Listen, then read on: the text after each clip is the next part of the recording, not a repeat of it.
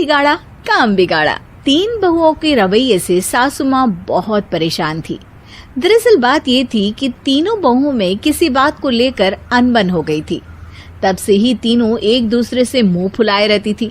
ना कोई सीधे मुंह किसी से बात करती, ना किसी का कहना मानती। पड़ोसी भी इस बात को जानते थे और जाने कैसे कैसे बातें भी करते। इसीलिए सासू माँ ने तीनों बहुओं को तुरंत अपने कमरे में बुलाया। मैं कई दिनों से देख रही हूँ, तुम तीनों अलग अलग सारे काम कर रही हो। ये सब नहीं चलेगा, तीनों को मिलकर ही काम करना पड़ेगा। सास की बात सुनकर एकदम से बड़ी बहू बोल उठती है। नहीं मम्मी जी, मैं इन दोनों के साथ कुछ नहीं कर सकती। मैं इस घर की बड़ी बहू हूँ, फिर भी ये मेरा कहना बिल्कुल भी नहीं मानती। अरे जेठानी जी, जानबूझकर मुझे डबल काम करवाती है आप। और छोटी मुझसे टेढ़े मुंह ही बात करती है। इन दोनों के बीच हमेशा सैंडविच बन जाती है मेरी, और मैं हमेशा आलू की तरह बीच में मसली जाती हूँ। मम्मी जी, इन दोनों को लगता है कि मैं छोटी हूँ तो इनके पैरों तले दब जाऊंगी, लेकिन नहीं, मेरा भी उतना ही अधिकार है जितना इन दोनों का है। बड़ी आई दोनों मेरी चुगली करने के लिए, मुझे क्या कम समझ रखा है। तीनों बहू एक दूसरे से बहस करने लगती है और सास दोबारा ये देखकर टेंशन में आ जाती है और सबसे कहती है, चुप हो जाओ, अब से तुम तीनों सारे काम एक साथ करोगी। आंख बंद करके एक दूसरे की बात सुनोगी। तुम तीनों इस बात को गांठ बांध लो, वरना अगली छुट्टियों में तुम्हारा अपना मायके जाना कैंसिल। सास की बातें सुनकर डर के मारे तीनों हामी भर देती हैं। जी मम्मी जी, मैं समझ गई। हाँ मम्मी जी, जैसा आप कहें। आप जो कहेंगी मैं वही करूंगी। तीनों बहू सास की बात को गांठ बांध लेती है और वादा करती है कि अब से सारे काम वो तीनों एक साथ मिलकर ही करेंगी। ये सब देखकर सास खुश हो जाती है और वहां से चली जाती है। नीचे जाकर वो देखती है कि घर में शर्मा जी आए हुए होते हैं। सास जोर से आवाज लगाकर कहती है, अरे बहू, जरा चाय बनाकर तो लाना, शर्मा जी आए हैं। सास की बात सुनकर तीनों बहू तुरंत किचन की ओर भागती है और चाय बनाना शुरू कर देती है। मुझे तो एकदम मसाले वाली कड़क चाय पसंद है, तो हम शर्मा जी के लिए मसाले वाली चाय ही बनाएंगे। अरे नहीं दीदी, गर्मी के मौसम में मसाला चाय कौन पीता है? मैं तो शर्मा जी के लिए इलायची वाली चाय ही बनाऊंगी। ये कैसी बात कर रही हैं आप दोनों? मेरी मम्मी ने सिखाया है कि मेहमान को ज्यादा दूध और शक्कर वाली चाय देनी चाहिए, वरना वो घर वालों को कंजूस समझते हैं। तो मैं तो शर्मा जी को ऐसी ही चाय दूंगी। तीनों बहुएं अपने अपने तरीके से चाय में शक्कर, मसाला, पत्ती सब डाल देती है। उबलने के बाद तीनों मिलकर चाय बाहर लेकर जाती है और शर्मा जी और सासू माँ को देती हैं।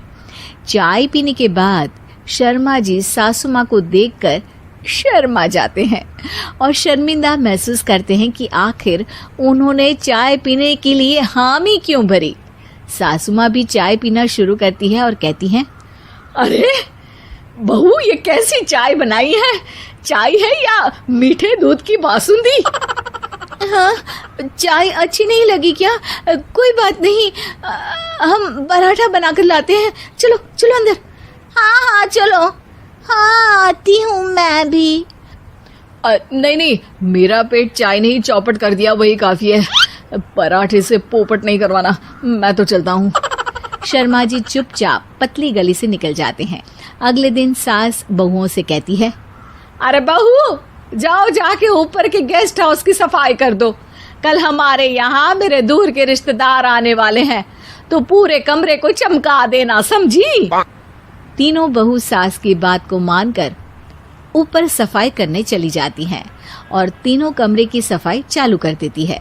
बड़ी बहू मकड़ी के जाले साफ करती है, तो बीच वाली झाड़ू लगाना और छोटी वाली सर्फ डालकर जमीन धोना शुरू कर देती है। अरे दीदी, जेठानी जी, अभी मैंने पूरी फर्श धोई और आप फिर से धूल नीचे गिरा रही हैं। और मछली जेठानी जी, आप बिना झाड़ू की धूल यहाँ छटक रही हैं। अरे तीनों को साफ करना है, एक साथ सफाई करते हैं ना। अरे वही तो, हम साथ साथ हैं, घर साफ साफ है। तीनों बहू ऐसे ही काम में उलझ जाती है और 2 घंटे तक एक ही कमरे की सफाई करती रहती है। बहुत देर से अपनी बहुओं को ना देखने के कारण सास ऊपर कमरे में उन्हें देखने जाती है, लेकिन कमरे में घुसती ही वो गीली फर्श पर फिसलने के कारण नीचे गिर जाती है।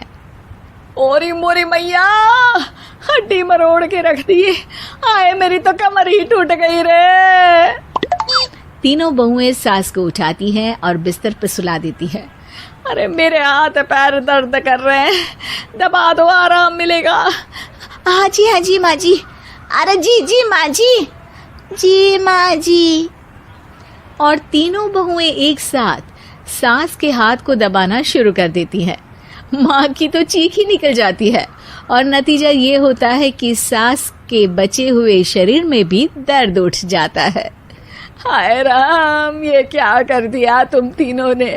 अरे मेरी तो किस्मत ही फूटी है कि तुम जैसी बहुएं मुझे मिली। हे भगवान, पूरे शरीर में दर्द बढ़ गया है। अब तो पता नहीं कि चल भी पाऊंगी या नहीं। माफ करो, मुझे गलती हो गई मुझसे कि तुम तीनों को एक साथ काम करने के लिए बोला।